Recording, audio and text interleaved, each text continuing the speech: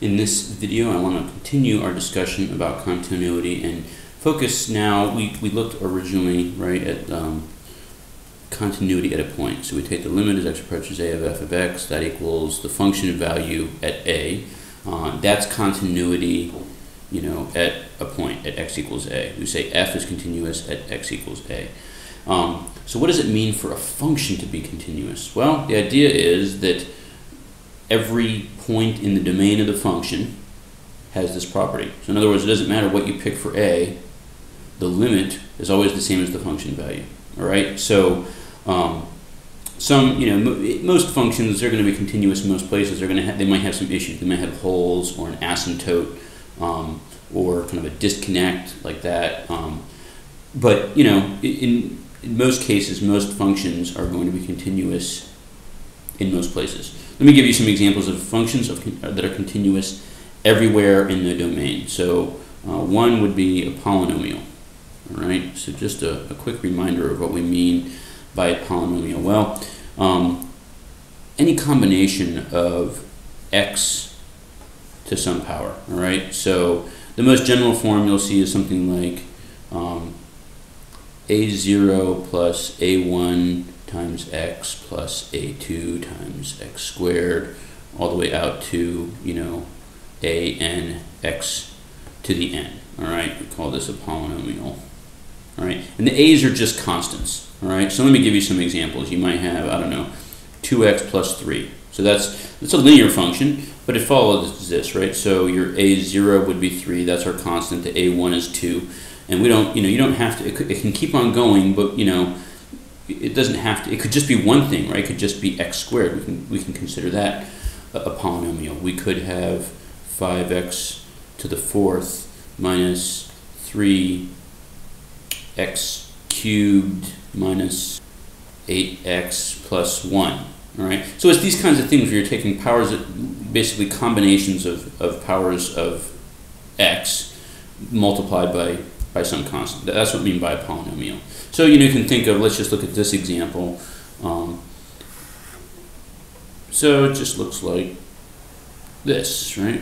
So again, I've drawn the function without taking my pen off the paper. And in general, these might bend. They could get, so a more general polynomial could be a little bit crazier and bend around like this or whatever. But again, notice I'm able to draw these curves without taking my, my pen off the paper. All right. So polynomial functions are everywhere in their domain. They're continuous. Okay. So that means at any point, if I pick a to be this point, if I pick a to be this point, or a to be this point, or right here, no matter where I pick, the limit and the function value are the same. Right. Every point in the domain has that property. That's what we mean by a continuous function. Let me give you an example of a few more. So some of the trig functions. So let's say that trig functions. There's a little bit of a kind of a technical caveat here when we say that a function is continuous at every point in its domain. So something, when you look at a graph, you might say if the graph is discontinuous, but if the function is not, if that's not part of the domain of the function, then we can kind of still say it's continuous on its domain. Let's take a look at some of these. All right. So sine x, if you recall the graph of sine x, it just does this forever in both directions, right? Just up and down. You can see, now I did lift my pen off the paper, but if I would have started here and went all the way to the other end, and this keeps on going to infinity, there's no breaks, there's no holes, there's no asymptotes. So there's sine. What about cosine? Well, cosine is basically the same thing, kind of shifted over. So it starts here, and it's kind of doing the same thing. Just up and down, and it goes back the other direction, and so on. I'm going to kind of screw this up if I keep on doing it. So I'm going to stop there. But, it's the same sine wave going off, except it's just shifted over, right? You take the sine, and you just kind of shift it over, and you get cosine. Where things get a little more interesting is if you look at something like tangent. All right, because tangent, I'm sure that all of you remember that tangent looks like this. So we go from negative pi over 2 to pi over 2, and it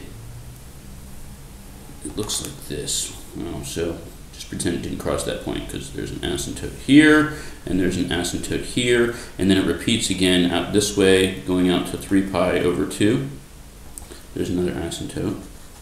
And if we go down to negative 3 pi over 2, there's another asymptote, and it just keeps doing this. It looks a little like x cubed, right? So, and you would notice that things like secant or cosecant, cotangent would have similar types of graphs where there's some asymptotes. So on one hand, we kind of say that this function is continuous on its domain because for every point that's part of the domain of the function, the function value and the limit are the same. But if you just look at the graph, we would say it has these discontinuities, right? Because there is no function value at those points. It's undefined at those points. So if you go back to what we said at the beginning of the last lecture, and this piece fails for these points. The function is not defined at those points. So the trig functions, I think your book would say that they're continuous on their domain, but that's a little bit tricky, right? I would say sine and cosine are continuous everywhere. Tangent, that has these discontinuities it's every pi, right? If you go from here to here, it's pi, from here to here, pi, and so on.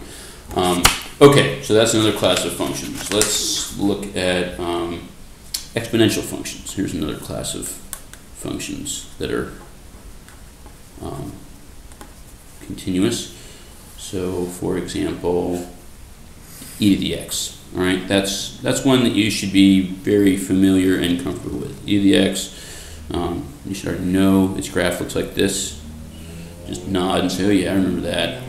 So this is what? Well, this is e to the x. If this is 0, e to the 0 is right 1. Okay, so looks like this again. You can draw this graph without taking your pen off the paper. You think about it this way.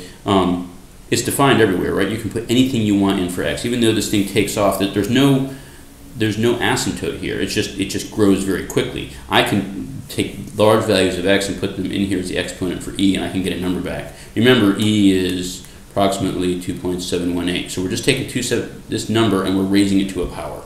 And I can put any number in as the power.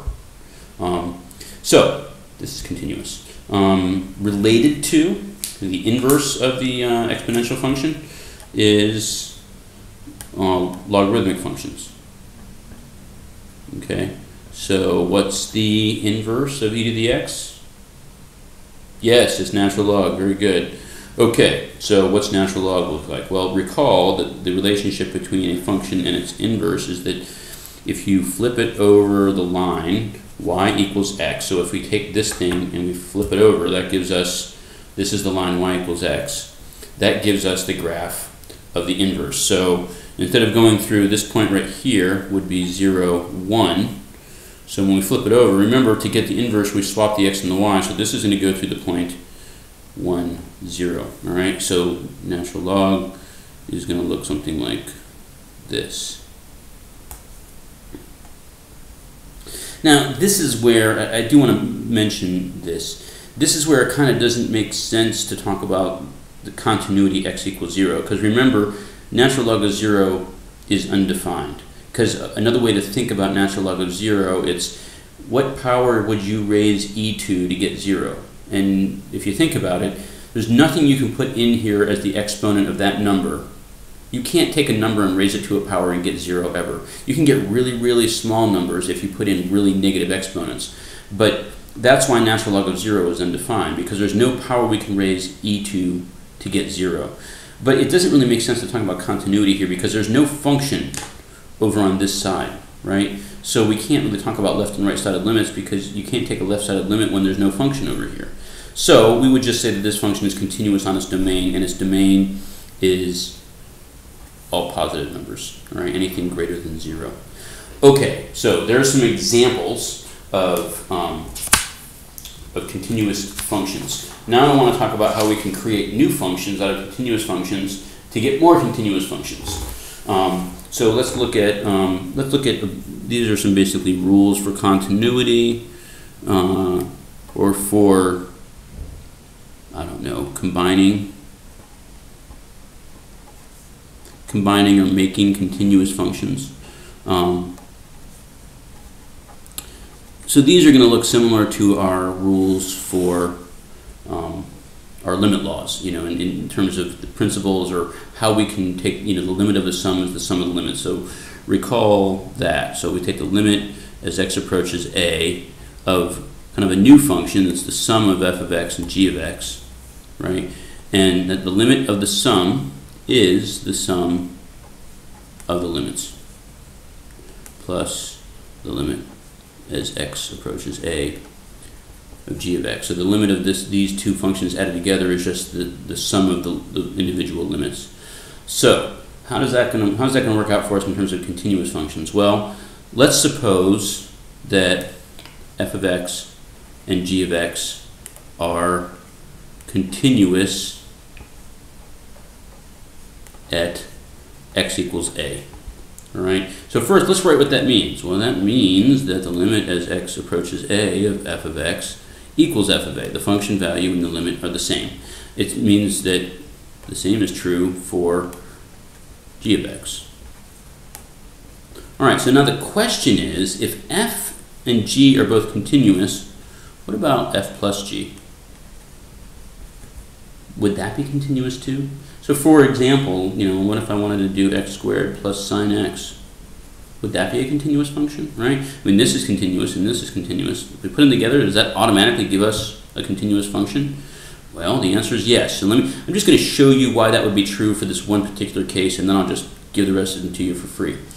Okay, so let's look at what we know is what we want. Let's think about what would it mean for that function, that new function, which is the sum of the both of them, to be continuous. Well, it would mean that the limit as x approaches a of f of x plus g of x, that sum, well, it would have to be f of a plus g of a, right? I mean, that's our definition of continuity, right? This limit would have to be the same as the function value. All right, well, we've already said that this, if you go back up here, that's this, right? We get limit, sorry, this is a little redundant, I'll just write it fast. This limit, the limit of the sum is the sum of the limits, right? There we go. Now, what is this? Well, we already know, because f is continuous, we know that that is f of a. Likewise, we know, because of continuity of g, that that is g of a. Well, look at that. We got it. This limit is the same as the function value, so it's continuous. And guess what? It didn't matter that we were using plus, so it would work for minus. This is still true whether you add or subtract them. So let me just, let me begin by staying centered here. So we have that, let's start with f and g. My shorthand for continuous is just CTS. All right, f and g are continuous. Then, so I'll say if, then f of g plus or minus g of e is, sorry, f of x plus or minus g of x is continuous. We also have that f of x times g of x is continuous. F of x over g of x is continuous if g of a is not equal to 0, right? That would make it undefined. So long as g of a is not equal to 0, then that would also be continuous. And finally, if we take some constant and multiply it times a continuous function, that is also continuous. And you can see that just the way that we did this one, we could do something similar for all of those, and that would be really boring TV. So I'm gonna just give these to you, and then let's think about what this would mean. All right, let me just give you an example. So if we have some function New one down here, we'll call it f of x equals 5x cubed minus 3x squared plus 2 sine of x minus 7 e to the x. Then let's try to figure out if f is continuous. All right. Well, that's where all of this comes in, and it's very useful, right? This is an example of a polynomial, and so is this. Actually, technically, you could take them together and say that they're a polynomial. All right. And the fact that we're multiplying by a constant, still continuous. Same here. So we know that sine is continuous everywhere, and that a constant times a function is still continuous. So this is continuous. E to the x, we already said e to the x is continuous. Multiplying it by 7, still continuous. And then what I've done is I've taken a continuous function, I've added a continuous function to it, I've subtracted a continuous. So the plus or minuses here still give us, so we don't have to go through a lot of work here. We can just see that this is a combination of continuous functions. So f is continuous. All right, so the last piece here that I want to point out is, why is continuity, why do we care? You know, what's the point? Why are continuous functions special? Well, we have spent a lot of time trying to determine the limit of a function, right? There's a lot of ways to do it, but usually it involves some work. You know, we have to investigate and see whether or not the function seems to converge to a particular point.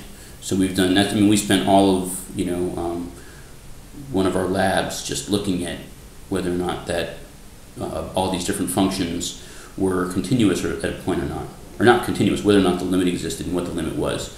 So the beauty here is this gives us a shortcut for determining the limit of a function, because we know that the limit of the function is the same as the function value. So I do want to warn you, though, I can't stress this enough, this is a special case of continuous functions. It only works because students repeatedly will say a limit does not exist because the function does not exist at a given point. That is not true. In general, the limit of the function and the value of the function have nothing to do with each other. It's only in the special case of continuous functions that they are related, all right? So how can we use this? Well, let's say for this function up here that I want to find the limit as x approaches 0 of f of x, for this f up here, all right?